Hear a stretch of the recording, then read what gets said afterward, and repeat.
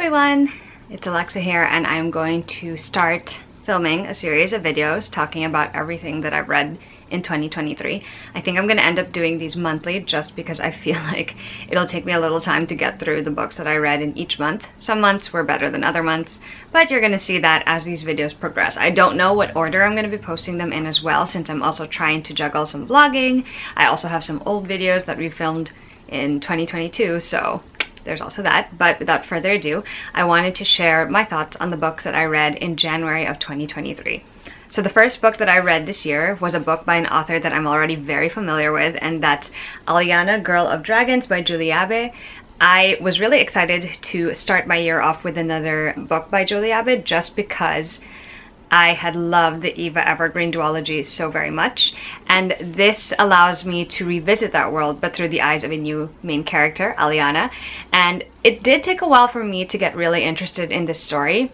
I think that's particularly connected to the way that sometimes Cinderella type tales don't always work well for me.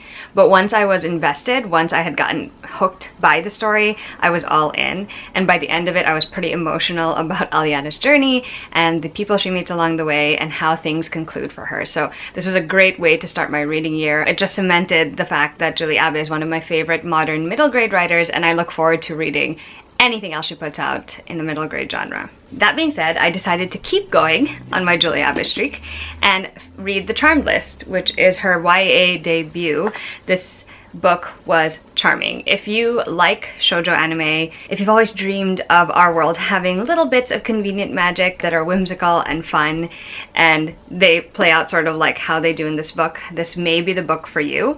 I really enjoyed the whimsy of it and also the vibes for it. The only thing that didn't necessarily work well for me was the sort of repetitive teenage angst that occurs in it.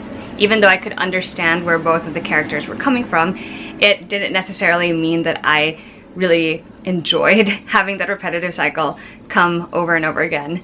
But all in all, I still think this was a very strong, charming YA debut from this author, and I look forward to reading her next one as well, Our Cursed Love, which comes out at the end of the year and actually features two of the characters that are in this book. The next book I'm going to talk about I don't actually own. I borrowed it from the library, and I ended up reading it because it was my sister's pick for our family book club, and that's Good Morning, Good Night, Little Pep Talks for Me and You. Sorry, I'm just looking at the title because I know it's a long one. This is by Lin-Manuel Miranda. It's also narrated by him because I listened to the audiobook, and then the actual book is illustrated or includes illustrations by Johnny Sun.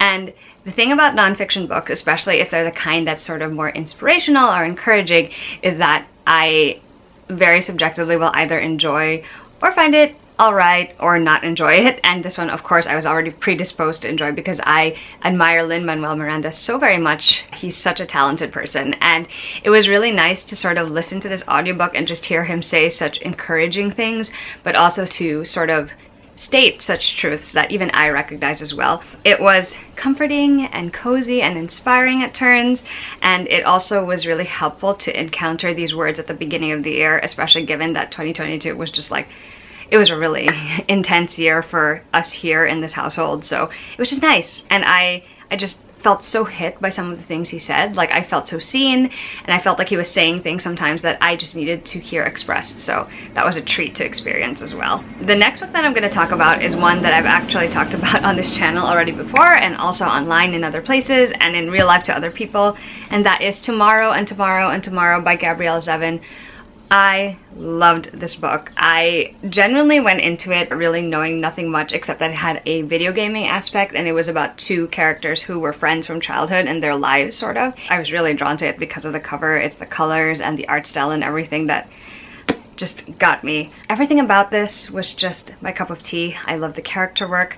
I love the way the narrative moved. I love the storytelling style. It's just, her authorship is so strong in this one, and it came together to weave such a compelling story. The thing that pushes this one even higher in my regard is the way that she wrote Sam and Sadie, who are two main characters, and even the rest of the surrounding ensemble cast. These individuals felt like people that I could know in real life. They were nuanced, they were flawed, but also talented, and it was so compelling just to watch their journey over the years together. I just really fell in love with this story, and I just appreciated the very human way that she portrayed all of these characters in all their flaws and foibles and their journeys throughout life. I just cared so deeply about everyone in this book, and It was such a surprise to me, honestly, because I did not know what to expect going into it, but it definitely is one of those books that's going to stay with me for a long, long time.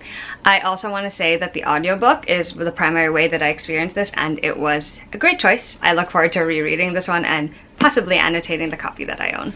The next book I want to talk about is from an author that I'm also familiar with, at least by this point, and that is Alone with You in the Ether by Olivia Blake. This is the Fox and Wit cover, in case you're wondering why it looks a little different. There has been so much hype and so much criticism of this book, and prior to reading it, I kind of went into it not knowing how I was going to fall on that spectrum, and I can understand why the reactions to it are very mixed, but personally, I lean towards the side of liking it. I love that this book feels so intensely personal, and if you read the author's note, it feels even more so. Much like T3, this is a very character-driven novel. This story invites us to sort of get into the heads of our two main characters, Reagan and Aldo, and to just sit there with them and to experience their raw, unfiltered lives and their perspectives on themselves and their relationships and their surroundings. There are a lot of mental health struggles that our characters are going through, and it is painful and heartbreaking to see them have to go through those things, and there's a lot of emotionally charged moments, so definitely look up some content warnings if you need to see that sort of thing. I feel like this was carried really well by the way that Olivia Blake writes. Her style lent itself so well to telling Reagan and Aldo's stories, and even though I couldn't always empathize or find these two characters likable, I just really admired the way that she chose to portray them. The next book is something a little different. I got this book from my sister. She went on a trip to Portugal last year, and she went to Bertrand, which is the oldest operating bookshop in the world, and she got it for me. And it's a picture book called, or children's book called The Library Book, which is by Gabby Donnet, and it's illustrated by Ian Morris, and it looks like this. This is a love letter to books, and it describes some of the best things about books in a format that I would have greatly enjoyed as a child, and I definitely could see myself giving this one to other younger readers. But yeah, it was quick and it was fun, and I just felt like reading it. The next book I'm going to talk about was one that I had been anticipating but only got around to reading this year, and that is Daughter of the Moon Goddess by Su Lin Ten. This book I thought was going to be a 5-star read, and while it didn't exactly get to that point, it still was a book that very much entertained and, you know, kept me, like, it entertained me from start to end. The first part of this book is what I had sort of a quibble with. It was the pacing really that threw me off, because it felt a bit jarring, and because of all the time jumping, because that happens a lot in this one, it felt like things were a little underdeveloped or rushed. Even though I was enjoying all the descriptions that she had woven into her story, those things were still kind of bothering me, but things sort of smoothed themselves out in part 2 onwards. I felt like the descriptions were still consistently good, but the pacing had sort of become a little more even, and even with the time skips, I was still okay with that. So I found myself just getting drawn into the story and being more entertained and just curious to see what the main character Xingyin and her companions were going to get up to. This has so much going on in it. It feels like an anime. It feels like there are like arcs in it, and you're following those arcs along, and there's more than one, which I don't think I was expecting going into. I don't know what I was expecting going into it in terms of the story, actually. It is a lot of plot crammed into one book, and the excitement in the last 2 parts, or I think it's 2 parts or 3 parts, is definitely what hooked me and kept me reading until the end. And by the time I hit the end, I actually had no idea how the second book, since this is a duology, was going to go, but I was very curious about it. The only thing that I was not looking forward to at the end was the potential, well, not potential, the love triangle angst that was probably going to ensue. Overall, I really enjoyed this one. I just love the way that it gave me the vibes of an anime, and, you know, it was a compelling story in the end, so I'm glad I finally got the chance to pick this up. The next book that I picked up was also an audiobook, and I borrowed it from the library. I was really curious about it because I'd seen a lot of people include it on their best of list for 2022, and that's Lessons in Chemistry by Bonnie Garmas. Since the audiobook had become like available to download right away from the library, that's why I decided to go ahead and just read it. It didn't end up becoming a new personal favorite for me, and I think a lot of that is due to the discomfort I had to sit with while reading it. It wasn't an enjoyable story. It was a good story, and I could see why it was important to tell. Like, and I admired the main character so much. Elizabeth Zott is our main character, and she's so clever, and she's so honest about being true to who she is and what she wants, and the world just keeps trying to knock her down over and over again, and that was really heartbreaking and hard to read. But I did find myself very drawn to her character. I just love that she stood her ground and how she ended up inspiring other people by doing so. And it's because I was so invested in, you know, hoping that she would have a good outcome at the end of her story that I kept reading. There's a dash of dark humor in there. There's other members of the cast that really ended up making a mark on me, and just a plot that I wasn't sure where it was going either. Those things kept me reading the book. It took me a while to get into the audio narration, I'm going to say that now, but once I did, it just flowed pretty well. So I'm glad I read it. Well, I'm glad that I satisfied my curiosity and picked up this book. The next book I'm going to talk about is an installment in a series that I am still currently reading, and that is A Sword from the Embers by Chloe Peñaranda. This is the, I want to say, 5th book in the An Heir Comes to Rise series, and while the first one was a pretty okay read for me, the series has gotten progressively better. I'll say that overall, A Sword from the Embers felt like a step back, especially given how much I enjoyed the 3rd and the 4th books in this series, which could technically be read as one combined book, in my opinion, but you know, that's how it goes. The title's pretty apt in this one because in this book there is a lot of sort of forging going on with these characters. We're learning more about some individuals, we're seeing more of the plot unfold as we head towards endgame, since this is a 7-book series. We're also learning more about the lore and the history that runs this world. Chloe Peñaranda has a habit of writing such heartbreaking moments and scenes into the series. That's no different here. I do feel like there is a lot jam-packed into this book, and the focus tended to be on only some of the storylines and not all of them, and because I love a lot of the secondary characters, that definitely made me a little sad. But I also feel like the ending of this one was not quite as earned as I would have liked it to be. That having been said, I still intend to finish the series, and I still have hopes that everything is going to come together very well by the time this hits its end. I'm gonna skip over the next 2 books because I have to talk about them together with the last book that I read in the month, but the next book that I want to talk about is a review book that I got from Wednesday Books, and that is Begin Again by Emma Lord. So I don't read a lot of YA contemporary these days. I don't know if you guys have noticed. I do read them on occasion, and I will read them if they're by authors I'm familiar with, like Emma Lord. I did enjoy Begin Again, and honestly, every time I say that title, I just think of Taylor Swift. Sorry, I'm a Taylor Swift fan. What can we do? It's not quite as beloved to me as her other books, but I do appreciate that it is about a character who is in her first year of college and who is just trying to figure stuff out for herself.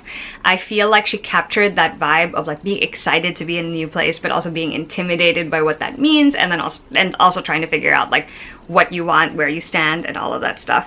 This main character is working through a lot of her own fears, and she's working out whether she wants to keep embracing the new or hold on a bit to the old. And like, since I had a very similar freshman college year experience as her, I found that pretty relatable. I do feel like there are parts of this story that felt a little more underdeveloped, like for example the romance that blossoms between our main character and someone she meets. But the whole point of this story is really to focus on main character Andy's personal growth, and I think that Emma Lord achieved that with her storytelling. I did find that one rather enjoyable and could recommend checking it out. Alright, the last 3 books I'm going to talk about were rereads, and I actually reread them on audio, not physically, but they were the first 3 books in the Percy Jackson series. So we have Percy Jackson and the Lightning Thief, Percy Jackson and the Sea of Monsters, and Percy Jackson and the Titan's Curse. These covers are from Nerdy Ink. They actually have a new variant, I think, and there's also a new set being published by the Bookish Box. But anyway, I decided this year that I wanted to catch up on Rick Riordan's works. I'm a little behind because I haven't finished, as of right now, I haven't finished the Magnus Chase series. I have not read Daughter of the Deep, and I still have not read The Sun and the Star. But anyway, I decided to start from the very beginning, obviously, and reread these 3. And, you know, I have such nostalgic love for this series because I read it right when it first came out. I was already in college. It was something I bonded over with Mackie and my cousin Carmela. Like, we all fell in love with this series because we're all big mythology fans, especially Greek and Roman mythology, because that's what we were most familiar with. And, you know, until now, Rick Riordan's way of incorporating mythology and putting his own spin on them and setting it in the modern world still very much appeals to me. I loved getting to re-meet Percy and the rest of the cast and to see them sort of grow up and go on lots of adventures, very dangerous and scary ones, mind you, together. Seeing them accomplish their goals and also, you know, go through the gamut of emotions as they go from one thing to the next to the next. It was so fun to relive, and I forgot how funny I find these books too, because I felt like I was cackling a lot while I was listening to them. Yeah, it was great to just sort of feel like I was experiencing this adventure all over again. I also feel this was a very timely time timely time to start this reread because the Percy Jackson series on Disney Plus, we're getting so close to it and it looks so promising, so I'm looking forward to that. But yeah, it was very enjoyable to just re-experience these three. I have always been partial to the Sea of Monsters in this particular set, but honestly I feel like the entire 5-book series just feels like one big story, so I honestly can't divorce them from one another. Anyway, those are all the books that I read in January of this year. It was a really good way to kick off my reading year. I genuinely read some things that I really loved until now. Tomorrow and Tomorrow and Tomorrow is still one of my favorite books. So yeah, I am glad that I finally got to film this video and share some of my thoughts, and I will see you guys with another video very soon. Bye!